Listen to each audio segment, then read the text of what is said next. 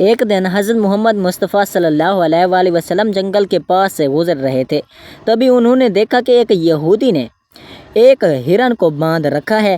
جیسے اس ہرن کی نظر نبی کریم صلی اللہ علیہ وآلہ وسلم پر پڑی، وہ روتے ہوئے بول پڑا، یا رسول اللہ صلی اللہ علیہ وآلہ وسلم، آج صبح میں اپنے بچوں کو چھوڑ کر کھانے کی تلاش میں نکلی تھی۔ اسی دوران یہ یہودی آیا اور مجھے پکڑ کر باندھ دیا۔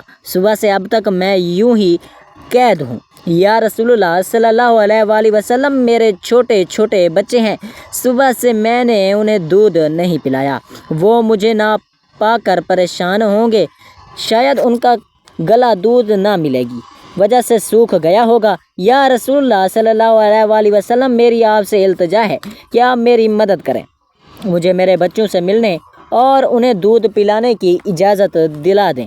ہرن کی درد بھری گزارش سن کر حضرت محمد مصطفیٰ صلی اللہ علیہ وآلہ وسلم کی آنکھوں سے آنسو جھلک پڑے۔ آپ نے اس یہودی سے فرمایا، اے یہودی، تم نے اس معصوم ہرن کو کیوں باندھ رکھا ہے؟ یہودی نے جواب دیا، میں نے اس کا شکار کیا ہے، جنگل کے جانوروں کا شکار کرنا جائز ہے، اس لیے اسے باندھا ہے۔ نبی اکرم صلی اللہ علیہ وآلہ وسلم نے ارشاد فرمایا، کیا تم نہیں دیکھ رہے کہ یہ ماں ہے، اس کے تھن دودھ سے بھرے ہوئے ہیں، اپنے بچوں کو دودھ نہ پلایا کی وجہ سے پریشان ہے، اسے چھوڑ دو تاکہ یہ اپنے بچوں کو دودھ پلا سکے اور انہیں دودھ پلا سکے۔ یہودی نے کہا کہ میں نے اسے جنگل سے پکڑا ہے، اب تمہاری بات کیوں مان لیں؟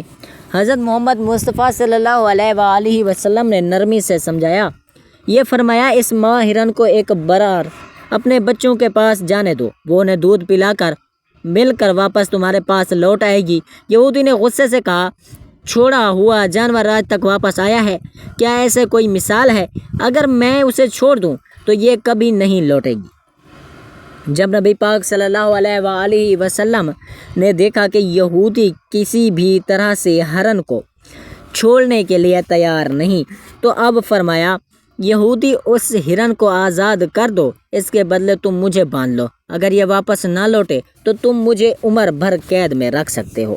یہودی نے کہا، ٹھیک ہے، ایک شرط پر میں اسے چھوڑ رہا ہوں، اگر یہ واپس نہ آئے تو میں تمہیں عمر بھر کے لیے قید کر لوں گا۔ آخر کار یہودی نے ہرن کو چھوڑ دیا اور حضرت محمد مصطفیٰ صلی اللہ علیہ وآلہ وسلم کو باندھ دیا۔ ہرن آزاد ہوتے ہی تیزی سے جنگل کی طرف بھاگ گیا۔ یہودی دل ہی دل میں ہنستے ہوئے سوچنے لگا، ہرن اب کبھی لوٹ کر واپس نہیں آئے گا، اب اس آدمی کو میں ہمیشہ کے لیے قید میں رکھوں گا، اس سے بڑا بھولا آدمی میں نے پوری دنیا میں نہیں دیکھا۔ ایک جنگل کے جانور کے لیے اس نے اپنی زندگی داؤں پر لگا دی۔ ہرن تیزی سے اپنے بچوں کے پاس پہنچا۔ بچوں نے اسے دیکھ کر حیرانی سے پوچھا، اماں آپ صبح سے کہاں تھی؟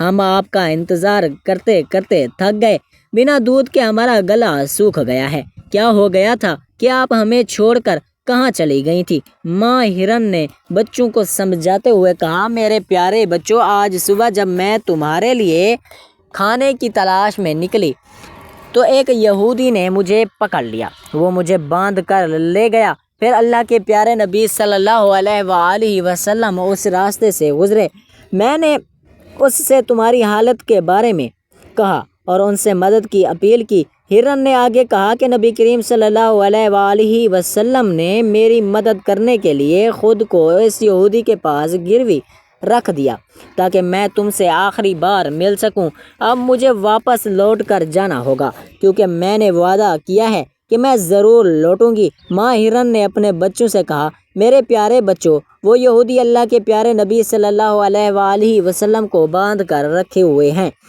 اس لیے جلدی سے میرا دودھ پی لو، مجھے واپس جانا ہوگا، میں اپنے نبی کو تکلیف میں نہیں چھوڑ سکتی۔ جب ہرن کے بچوں نے یہ سنا کہ یہ ان کی ماں نبی کریم صلی اللہ علیہ وآلہ وسلم کو یہودی کے پاس گروی رکھ کر صرف ان سے ملنے اور دودھ پلانے آئی ہے تو وہ روتے ہوئے بولے، اماں آپ کیسے سوچ سکتی ہیں کہ ہم اپنے نبی کی قید ہوتے ہوئے آپ کا دودھ پئیں گے، جنہیں یہودی نے قید کر رکھا ہے؟ نہیں، آپ کا دودھ نہیں پی سکتے، ہم بھی آپ کے ساتھ چلیں گے، ہم اللہ کے نبی کی تکلیف برداشت نہیں کر سکتے۔ اس کے بعد ماں ہرن اپنے بچوں کو ساتھ لیے نبی کریم صلی اللہ علیہ وآلہ وسلم کے پاس لوٹنے کے لیے چل پڑی۔ دوسری طرف جب ہرن کے لوٹنے میں تھوڑی دیر ہوئی تو یہودی طنز کرتے ہوئے نبی کریم صلی اللہ علیہ وآلہ وسلم سے کہنے لگا، تم سے زیادہ بھولا انسان میں نے اس دنیا میں کبھی نہیں دیکھا۔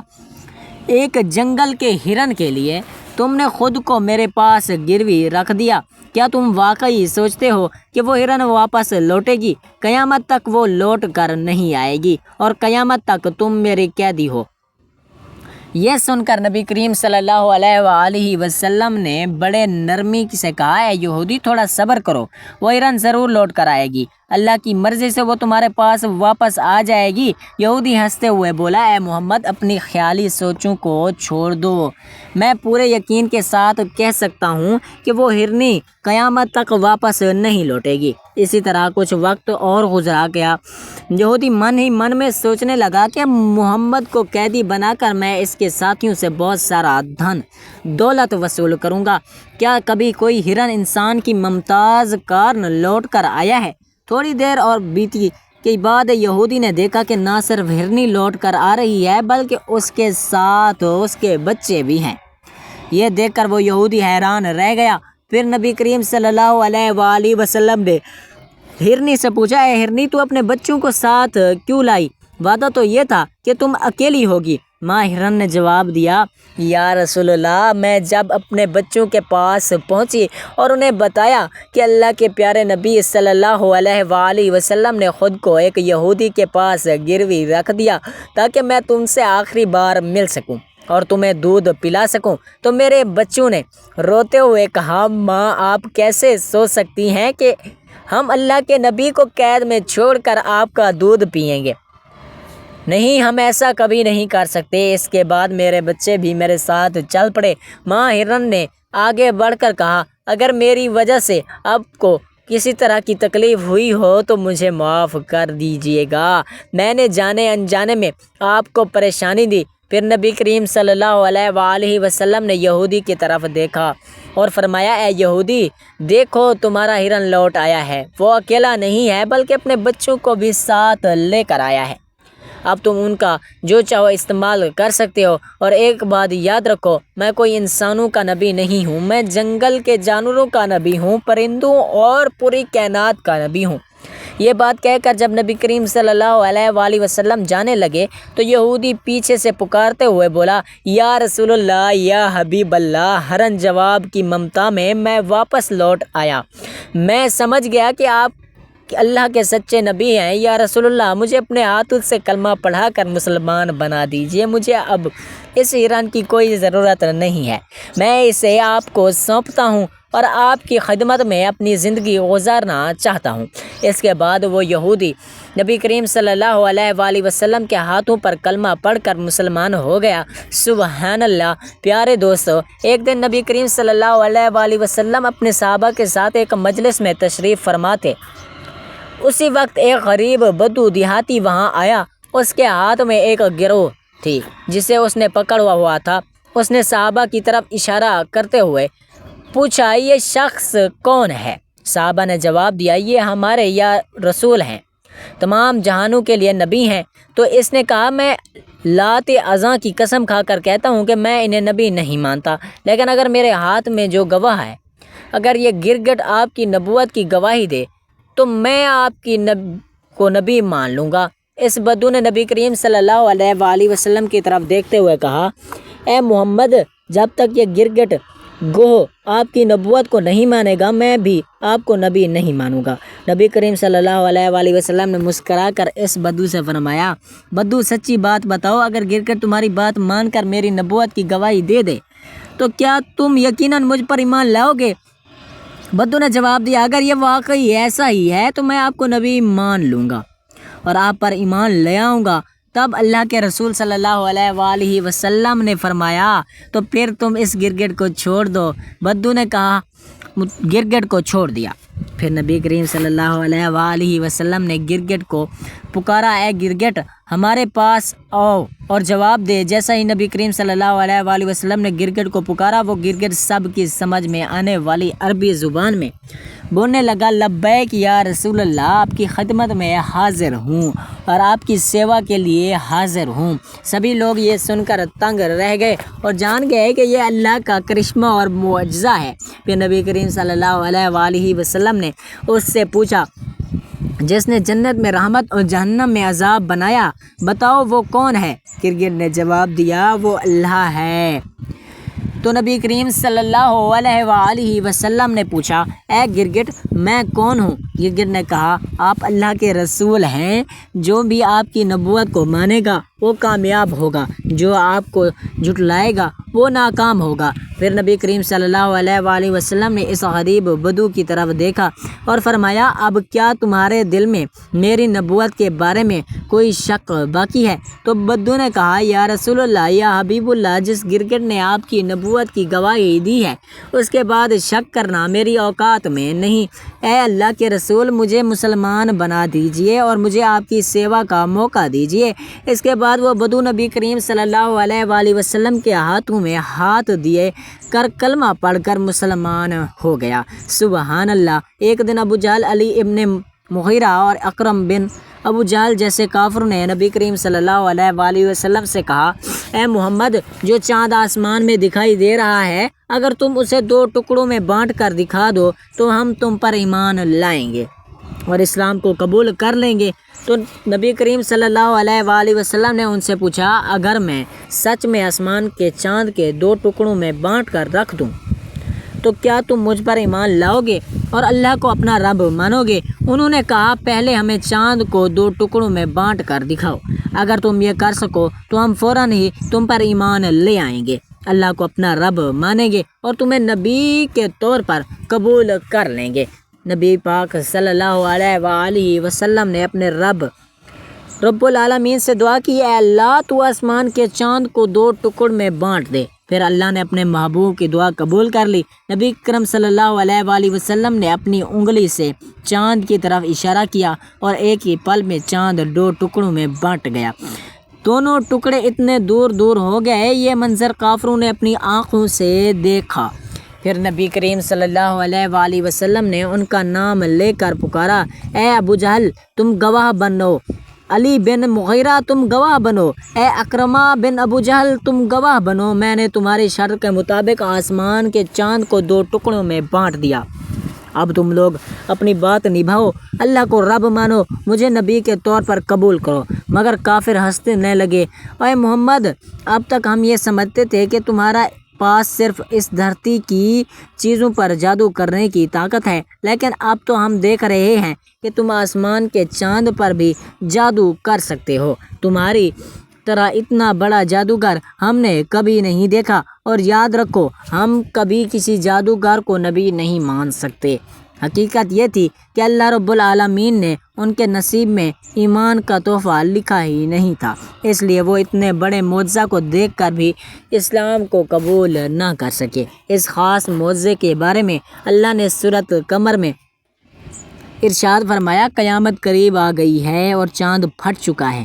ایک مرتبہ جب نبی پاک صلی اللہ علیہ وآلہ وسلم جنگ سے لوٹ رہے تھے تو ایک درخت کی چھاؤں میں آرام فرما رہے تھے، ان کی تلوار پاس میں رکھی ہوئی تھی۔